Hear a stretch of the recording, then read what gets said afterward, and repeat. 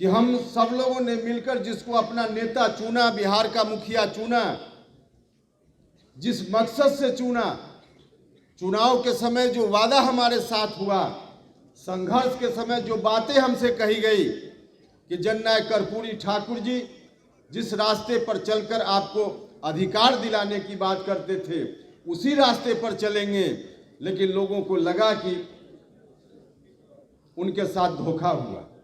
और वैसे लोग नीतीश कुमार जी के नेतृत्व में, जिसमें हम सब लोग शामिल थे, फिर वहां से अलग कदम नीतीश कुमार जी ने बढ़ाया तो हम सब लोग साथ हो गए।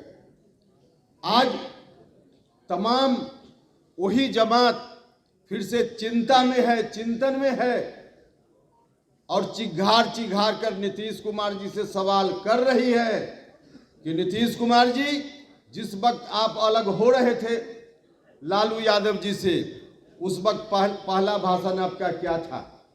मीडिया के लोगों को याद होना चाहिए, पुरानी फाइल उलट कर देखिएगा।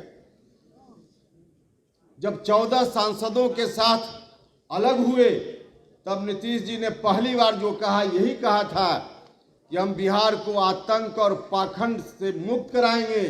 आतंक पाखंड राज में बिहार तब्दील हो गया है, हम इन आतंकियों से, पाखंडियों से बिहार को मुक्त कराएंगे। नीतीश जी, कौन थे वो आतंक फैलाने वाले लोग? कौन थे पाखंड फैलाने वाले लोग? कौन थे वो आतंकी? कौन थे पाखंडी जिससे बिहार को मुक्त कराने की बात आपने की थी? बिहार की जनता ने आपके ऊपर इसी बात के लिए भरोसा किया। कौन थे लोग? आज नीतीश जी से लोग सवाल पूछ रहे हैं। नीतीश जी,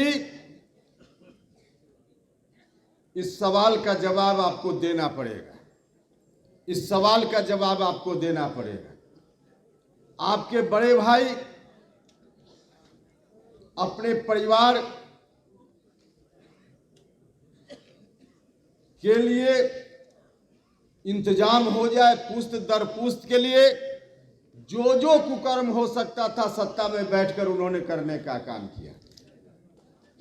जो जो कुकर्म हो सकता था और उसका परिणाम आज भुगत रहे। पूरे परिवार के लोग किस तरह से आरोप लगाने के लिए तो लगा देते हैं कि दिल्ली में बैठी हुई सत्ता हमको फंसा रही है, दिल्ली में बैठी हुई सत्ता के ऊपर आरोप। लेकिन पहली बार आप सब लोगों को, बिहार के लोगों को मालूम होगा, लालू जी जिस समय जेल गए थे भ्रष्टाचार के आरोप में, किसकी सत्ता दिल्ली में थी? किसकी सत्ता में दिल्ली में थी? जिस राजनीतिक जमात के हिस्सा थे लालू यादव जी, उसी जमात की सत्ता उस समय दिल्ली में थी। आज वाली सत्ता नहीं थी। तो जो आपने कुकर्म किया है सत्ता में रहकर, नाम लेते हैं जननायक कर्पूरी ठाकुर का और नौकरी के बदले में गरीब लोगों से जमीन लिखवाते हैं, यही जननायक कर्पूरी ठाकुर जी का आदर्श है। तो उन्होंने जो किया उसका परिणाम भुगत रहे हैं। लेकिन आदरणीय नीतीश कुमार जी, आपको भी इतिहास माफ नहीं करेगा, आपको भी इतिहास माफ नहीं करेगा। बहुत भरोसा के साथ बिहार के लोगों ने आपके ऊपर विश्वास व्यक्त किया। पूरी राजनीति का जो जीवन आपका था, आपने स्वयं तो अपना लगभग उस जीवन को पूरा किया है और उसके बाद अपेक्षा बिहार के लोगों की यह थी कि उसी जमात में से जननायक कर्पूरी ठाकुर के विचारों को मानने वाला कोई सच्चा व्यक्ति आपके बाद उस जमात का नेतृत्व करे। यह जवाबदेही आपके ऊपर थी। हमने तो उस समय भी कहा था, जिस समय नीतीश जी से अनबन की शुरुआत हुई पिछली बार, हमने उस समय भी कहा था कि उपेंद्र कुशवाहा के चेहरा से आपको नफरत है, कोई बात नहीं है, लेकिन आपके साथ बहुत सारे लोग हैं जिनमें से किसी को लवकुश समाज का कोई व्यक्ति, अति पिछड़ा समाज का कोई व्यक्ति, वंचित समाज का कोई व्यक्ति, किसी को आप बिहार का अगला नेतृत्व देने की बात करते, उपेंद्र कुशवाहा तो आपके साथ सब कुछ कुर्बान करके चला ही गया था। हम आजीवन उनके साथ पीछे पीछे झंडा लेकर चल सकते थे, लेकिन क्या किया, फिर उसी परिवार में सत्ता को ले जाने की घोषणा, उसी ताकत के हाथ में बिहार को सुपुर्द कर देने की घोषणा, जिस ताकत ने जननायक कर्पूरी ठाकुर जी को उनके जीवन के अंतिम वर्षों में किस रूप में तंग कर दिया था, तबाह कर दिया था, परेशान कर दिया था। न सिर्फ उनको तंग किया, परेशान किया, बल्कि बिहार को भी किस तरह से रौंदने का काम किया, हर तरह से बर्बाद करने का काम किया। उसी परिवार में फिर से सत्ता देने की बात नीतीश कुमार जी करने लगे।